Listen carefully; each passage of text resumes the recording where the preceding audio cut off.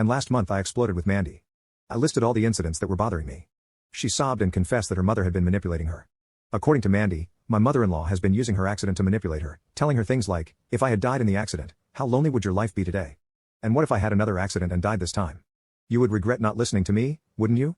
If this is true, then her mother is toxic and Mandy is naive enough to fall into her manipulation. I asked Mandy when my mother-in-law would be returning home. She was surprised by my question. I don't know what was wrong with that. She exploded. She said she could not understand the fact that I was anticipating that her mother would live alone after such a terrifying accident. I tried to explain that I didn't want to throw her out, but she should eventually move, right? Because she has recovered her previous health and can live alone. I even suggested that my mother-in-law could move closer to our home so that we could visit immediately in case of need. But Mandy stood her ground, saying how I could ask my mother to leave after such a terrible accident. I couldn't take it anymore and let go. Your mother had an accident and has recovered. It wasn't serious enough that she could not be separated from her. Mandy looked at me with red eyes and said I was wishing for a terminal illness for her mother. This happened about 2 weeks ago and she's still mad at me. I have not been disappointed either. I don't think I said anything bad this time. We are not talking.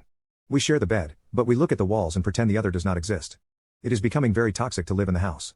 I want to run away. She spends most of her time in my mother-in-law's room or with her. I don't think this is my fault at all, but I realize that I should have managed this better.